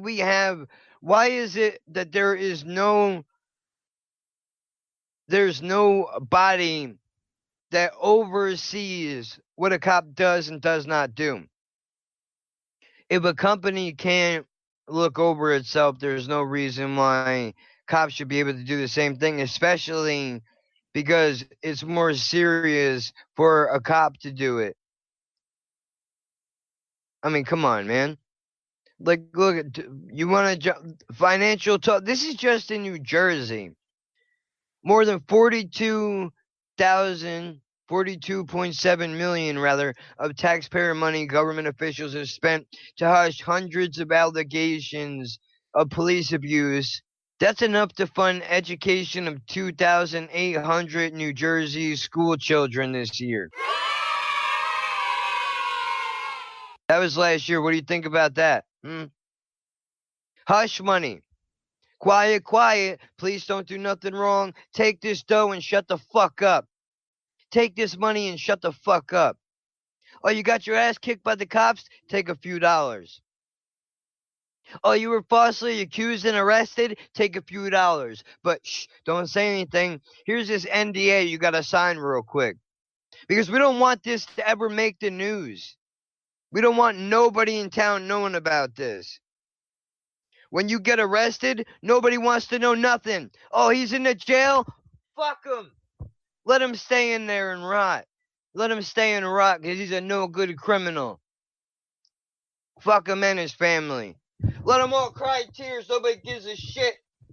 Maybe you shouldn't have broke the law in the first place, right? Fucking bullshit! Supposed to be a system in place. When it's used, you get shunned and harassed if you were a cop, and you get bounced around because they see you as a troublemaker. Very rarely do they actually fix things. Yeah, no, and they won't. And they won't. You know why? Because then the money train probably stops. If you're a cop, you can deal all day, every day. I mean, sure, you might get caught by the FBI, but who the fuck is going to stop a cop from dealing whatever? I mean, come on, dude. And to go back to the jail thing real quick. Once you're in jail, nobody cares about you no more. We don't care about how you got there. We don't care if you're innocent or guilty. The point is, there was a judgment. Bam. That's it. It's a wrap for you. You go to jail. We don't care if the cop beat your ass and didn't read you your Miranda rights. We don't care about none of that. We don't care about any of that stuff. Bigot against cops, please, man. More like there are cops that are around here that are bigoted against me because of the way that I speak and the clothes that I wear and whatever reason. I don't know why, but that's okay though, right? They can hate all they want.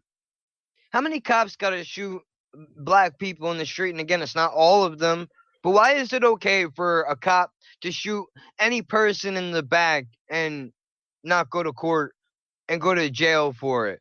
Why? Why is that all right? Bigoted against cops if you say something, though. You're an asshole if you try to open your mouth. How dare you? How dare you try to bring some justice to the justice system? Who you think you are? Spit on you. You piece of shit. How dare you? kills me. It kills me. And it cracks me up that people like you still exist, bro. People like you. How? How does it happen? Do you live in the suburbs where everything is real nice and quiet and the cops pass by and they wave when they see you and everything is all good? It's bigotry that I think is bad, not cops, blacks, or angry people screaming on YouTube. You want to come in here and make a point, dude? Instead of saying the same thing over and over again? Angry people screaming on YouTube. You know what the best part is? I'm not even angry, dude. I'm not even angry at all. I'm not mad. I'm making a point. I'm screaming like people would scream. That's what's happening. You don't think people say that? I mean, because I'm white, I get to be privy to all types of conversations that people would not have if there was a black person around. It's insane, dude. My cousin works in a school in Newark trying to help kids that come from, financially hardship backgrounds. Sits in the comment section and craps on everybody. Well, I mean, he's more than welcome. He's more than welcome to voice his opinion. If you're gonna say something like, okay, it's not bigotry that I think is bad. Bigotry is bad against black people, against cops, against every race and nationality. That's bad. That is bad. But also, so is completely dismissing the fact that cops can do anything wrong. And if it takes me to sit on YouTube and yell a little bit to get to shake you up a little, to make you think a little bit outside of the box, then so be it. Anyway, my cousin works in a school trying to help underprivileged children get an education in places where, they don't have both family members, or it's a struggle. It's a struggle for them to get into a really good school. So she tries to help them. And I hear the conversations from certain parts of my family. But, why do you help them? They don't want to help themselves. You see the way that they treat their neighborhoods, how they're all run down. You see what happens. All they want to do is sell drugs. They don't want to elevate themselves. Come on, dude. Get the fuck out of here. Get the fuck out of here. You have no idea what it's like at all to live in that area, number one. You have no idea. These people don't come from broken homes. They've had money their whole lives in one way or another. One of my aunts is actually a dispatcher for a police department around here. That lady can't stand me. I wonder why. But I couldn't sit down and have a conversation with her about police because she thinks the same way that you do. Cops don't do anything wrong ever. And why you gonna shit on this girl when all she's trying to do is help? You guys want to be racist.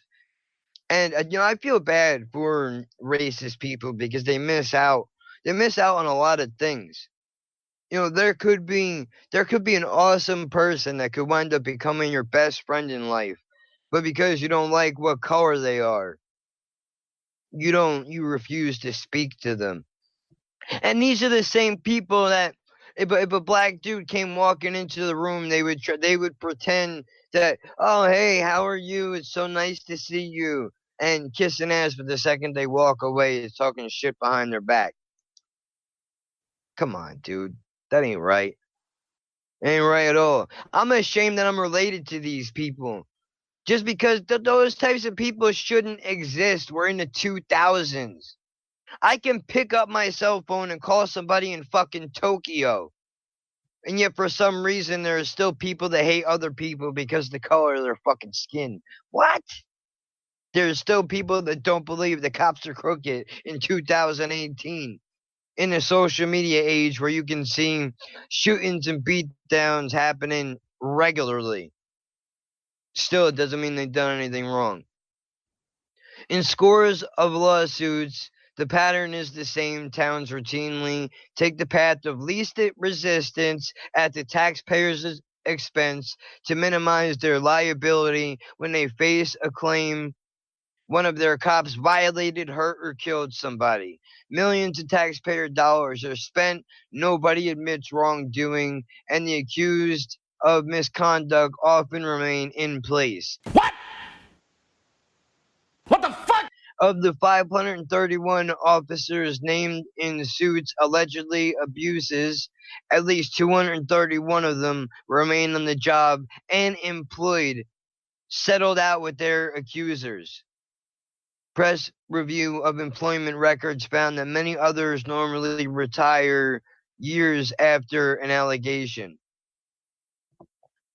Whoever said there were no bad police, you did. You did. You didn't say that exactly. You made the argument by saying that I was a bigot against cops. You made that argument, not me. You did that. You didn't say it directly. You didn't say it directly. By you saying, I say, hey man, you know what? There are some cops out there that are bad people. And you say, oh, I clearly see that you have no respect for the law or authority. You're a bigot. You're a racist against police. Not me, though. Upstanding citizen. Every cop in my town likes me. No such thing as a bad cop. That's what that sounds like when you make that argument, dude. Be completely honest with you. Getting all mad at me, saying that you don't like bigotry or people that yell on YouTube. But you're still here, sweet thing, when you like the sound of my voice. Oh man. I'm just busting your chops a little bit, dude. My aunts are like that too. My little brother has now been shunned for getting engaged to a Hispanic woman. Not the only one, though. Cousins who marry outside of their race. Even my Uncle Bobby for marrying a Vietnamese woman. Honestly, being shunned in our family is a good thing. It means you aren't a complete monster. Dude, you know what? On that fact, my grandmother... How can I put this? My grandmother's father came off the boat from Sicily, Italy. Came over to America, fought in the Second World War to become a citizen. My grandmother grows up. She falls in love with this Irish guy. Automatically, family goes, nope, not happening. You go with him, we wash our hands of you. You do not go outside of your race, whatever it is. You don't do it. You go with him, we're washing our hands of you completely. All that guy is going to do is cheat on you, leave you stranded with a couple of kids, and that's that. Now, unfortunately, they were right about one thing. He did wind up doing that. But still, shunning her for getting with somebody that is not of the same exact everything as you is insanity, man. And you know what? Even though he did all that, she died with her wedding ring on her finger. She never dated anybody else ever in her entire life because she really loved that dude. So if you care about somebody, you should be able to date whoever you want, no matter what color they are, as long as you have an interest in them. Did you miss the bit about him talking about how a cop stood up for him? Clearly, you must have missed it. Just to reiterate, in case you did miss it, when I was in court, cop actually stood up for me and said, listen, man, I handed the lady the paperwork to be here myself. She's not here. We should really drop this case. Fought for me. Didn't have to do that, but he did it. Same guy acknowledges that there were crooked cops on the force. But because they have to have each other's backs, there's really nothing that he can do about that. That's unfortunate. That's really unfortunate. That cops know that dirty shit does happen, and yet they don't do anything about it because they don't want to get turned on.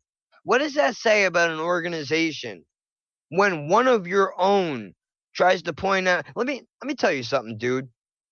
If I had a friend that was going to do something stupid, like, I don't know, rob a convenience store for no reason. He's got food in his house, he's got money in his pocket, but he wants to go rob something just for the sake of robbing it. And like, dude, don't be an asshole, man. You got money, you don't need to do that. We're gonna try to set this dude straight so he doesn't do that, right? Because that's what friends and partners are supposed to do for each other. However, in this organization, when you're a police officer and you see a fellow officer, possibly your partner, is beating somebody up, maybe he's abusing his his rights on a routine traffic stop, maybe he's planting drugs on somebody, maybe he's telling some girl, threatening he's going to rape her. I mean, there's plenty of stories about that, but you know, so I'm your partner and I'm not allowed to correct your behavior because you're a cop? Because of the blue line? Blue lives matter, black lives matter, white lives matter. We all matter, dude. Why is it that, it's always a one up? It's always a one up. Why is that? There's no need for it. We all can coexist, man. I really do. I hope that there is a day where I don't have to address this ever. And we can look back and we can say, it was really messed up that there was a time when police would treat people this way. But I'm glad that we don't live in that time anymore. Those people look like savages to us now. The same way in 2018, we can acknowledge that there's still problems. There's still racism against black people and other people of color. But, at least now they have the ability to do certain things. However, that's not, we need to make it so that everybody is comfortable. In other words, I want to see a day where a cop can stop in the middle of the road and have a conversation with anybody and everybody that lives in that neighborhood. And there's no stigma behind it. Other than if you're doing something wrong, know that, well, eventually I will get you. You might get away with it today, maybe tomorrow. Eventually, you will slip up and I will get you. Other than that, if you're not breaking the law, I don't see a reason why I need to bust your balls. It would be awesome, even though I know this can't happen because if you're a cop, can't fail a drug test. But it would be really cool if they legalized weed in New Jersey, and then somebody with a drug charge, past drug charge from a little bit of weed, that I would be able to, have a smoke with a cop. That would be cool. If we could, as a collective people, sit back and laugh about the fact that, people used to get arrested for doing this shit and how fucked up it all really was. I mean, what is it going to take? What is it going to take to recognize that things need to be fixed? What the hell is it going to take? I mean, come on, dude. 231 out of 531 people still on the job after lawsuits are filed? $1 million court settlement against a small town? I mean, it goes, this thing goes on and on, dude, and I'm not even anywhere close to, I'm not even halfway through this thing. It's insanity. I mean, look at this. August 29, 2010. Jason Rios called 911, reported his car was on fire by the end of the night. He was pepper sprayed, handcuffed, beaten by 3 police officers following the exchange of words when Rios' car was on fire. According to court record, Rios' lawsuit, the following events happened. Claimed in his suit. Sergeant Franco Amato watched as police officers. Oh man, I'm not even gonna try to pronounce their names. The link is in the comments and the description. Okay, so they savagely assaulted him. Took him to the ground, assaulted him. City settled with Rios for $280,000. No admission of wrongdoing. 3 officers still work in the department.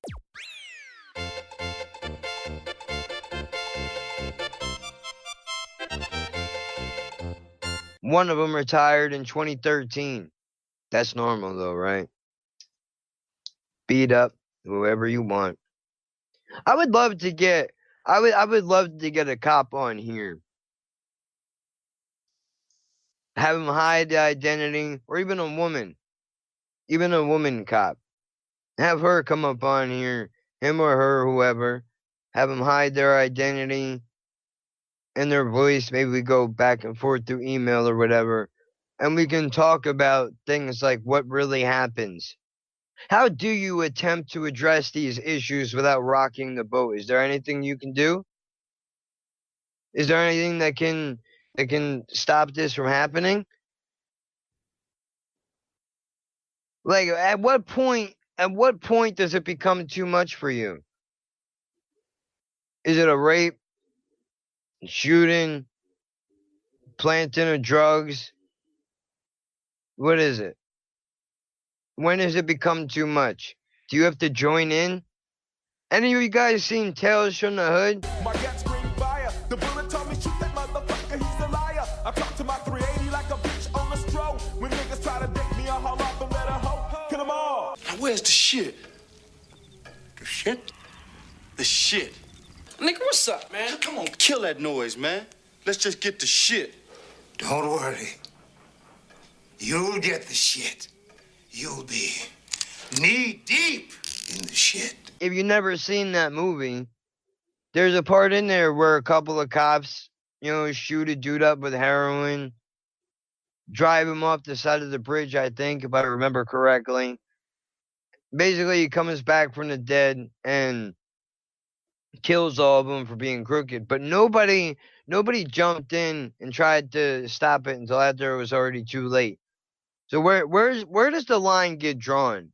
Where does the thin blue line stop and justice begins? Because you could be a good cop, but what difference is it going to make if you're not going to stop bad shit from happening? Does that still make you a good cop? When are you considered a bad cop? Because look at this. Typically, it's only too much if a dirty cop does something to them or their family personally. I would imagine so. But why is it that if somebody lives in my house and they're selling drugs outside of my house, I'm not selling it with them. I'm just renting them a room, right? And somebody's selling drugs inside of my house. If I don't call the cops and report it, then I'm guilty by association. Why is that? Why is it that I would be guilty by association when a cop can, and again, disclaimer, not all of them do it, but they can beat people up, rape people, steal money. They can do all these things.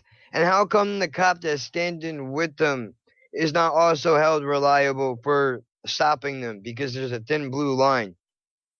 Where's the line? Where's the line for a regular person, a day-to-day guy? Maybe there's guys that are afraid of the drug dealers, so they don't report them. But that doesn't matter, right? Because fuck those guys. They knew it was happening and they didn't report it. I mean, it's cool if we do it, but you can't do it. You can't do it. And what is it really? It's really about the money too. I think that's another thing. As far as all that is concerned, it's really all about the money, man. How many cop movies are there with dirty police? I'm sure there are the numbers are outrageous. Even a good cop show. Even a good cop show sometimes still has crooked shit happening. One actually, a cop went after 14-year-old niece of his boss, and that was the line. Even then, all he did was transfer the guy and tell him that if he ever saw him again, he'd kill him. Yeah, but you can get away with that. That transfer shit bothers me, bro. If I break the law, I get transferred to jail or prison. If I'm lucky, maybe I'll get probation and I pay a fine. You get off free? And then you wonder where hate comes from, dude. You wonder where it comes from. That's where it comes from. Unfortunately, it's sad. It's sad that hate is even brought that way, bro. But come on, dude. If I'm a person, I'm getting arrested, and I hear things, I see things, nobody does nothing. Why would I respect that? Why would I respect that? Doesn't make any sense at all. It's fucked up. People need to be held accountable, man. For their wrongdoing, they need to be held accountable. Dude had a history of going after teenage girls, and it was only a problem when it was his niece. Very messed up. That's fucking disgusting, man. It's disgusting, dude. I mean, people are gross in general, guys that go after younger girls like that. Like, if you're 40 and you go after a 30-year-old, I personally, I don't get it. But they're of age and, you know, they've been around for a while. You're of age, you've been around for a while. I understand that. But if you're I have a sister, not had, she didn't go anywhere. She's still around. My sister was like, oh, I want you to meet this guy that I'm dating. All right, cool. I'll meet him. Hopefully he's a nice guy. She was all of 16 at the time. She introduces me to some guy who's 26. I'm like, not for nothing, dude. What the fuck are you doing, man? Go find somebody your own fucking age. You disgusting freak. It's nasty. But, you know, let's see what some of the higher six-figure settlements include. Homicide, beating claims, teens left in a freezing van. Homicide, family called for medical help after he fell in 2010. After refusing medical attention, he became combative and the police handcuffed, shackled him to a stretcher, eventually suffocated. Death was ruled a homicide. No criminal charges were filed. Family was paid $875,000 in a settlement. City denied wrongdoing. Beating claim, Philip Dubois settled for $500,000 after he claimed being punched, kicked, pepper sprayed by a Bridgetown officer in 2013. He cannot talk about the case today. We signed a confidential agreement with the police department, said his lawyer. We are not at liberty to discuss anything else on that. City denied wrongdoing. Teens left in a freezing van. 2011, 5 teenagers were locked in a Fort Lee police van for 15 hours in below freezing temperatures with no food, water, bathroom, warm clothing. According to the 2 lawsuits filed by the parents of 2 of the teens, 2 separate settlements. Each teen received $120,000 from the borough. At least 11 officers named in the lawsuit were still employed by Fort Lee. Their salaries range from $129,800 to $188,976. No admission of wrongdoing was made by Fort Lee. So, dude, you can't leave a dog out on a leash. You can't even leave a dog out on a leash. Thank you to Grand Ultimate Atheist Villain for subscribing. Appreciate that, dude. And thank you for adding on to the conversation, giving us a different perspective.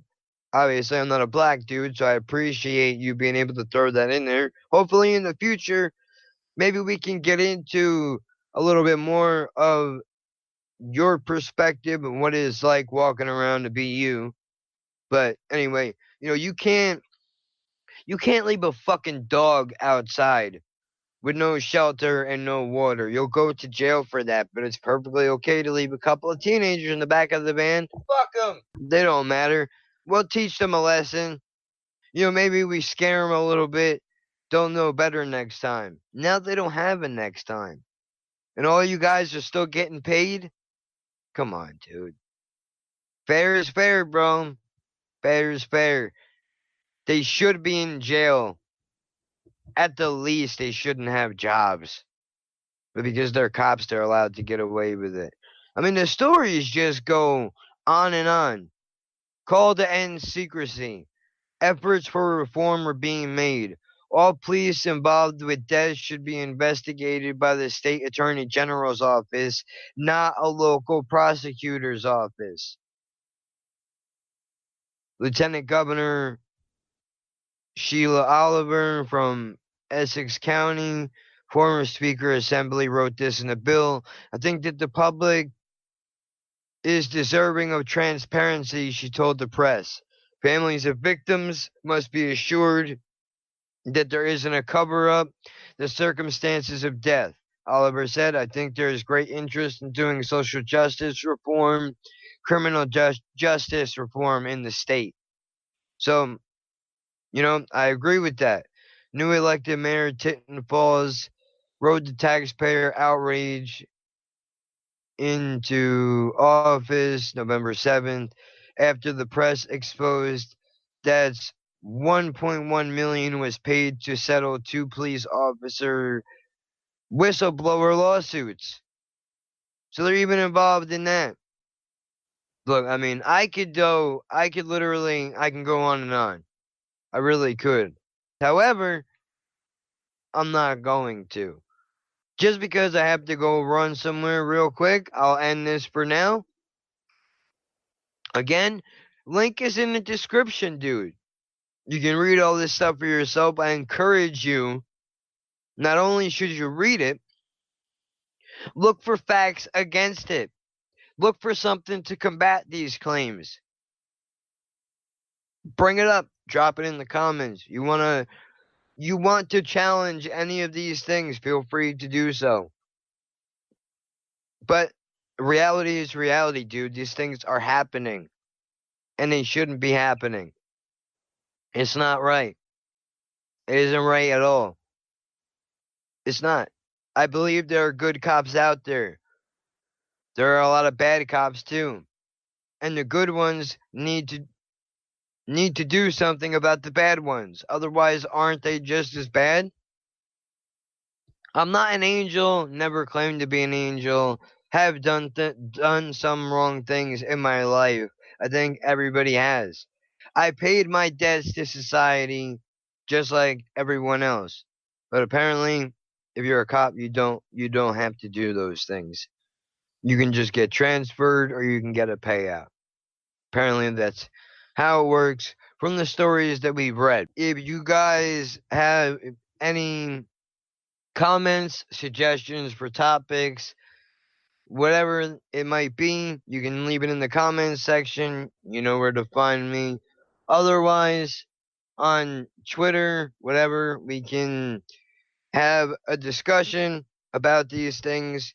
Like if you want to like, dislike, please. I saw I have a dislike on this video. Thank you to that person who disliked the video also. I appreciate that. I really do. At least you're honest. At least you're honest. Not like I can say for a lot of the proceedings that happen with some of these police officers, not very honest. I know this is a heated subject. There may be a part 2. If some of you guys want to jump in on that conversation. Thank you to everybody that got involved in the comment section. Sabella, as always. Adina, if he's out there watching. Grand Ultimate Atheist Villain.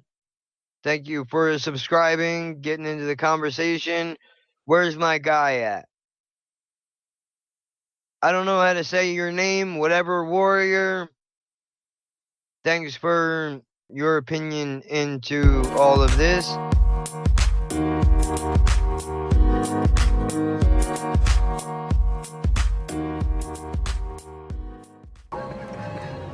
I'm gonna piss on his grave. Boy, this is a rough group tonight.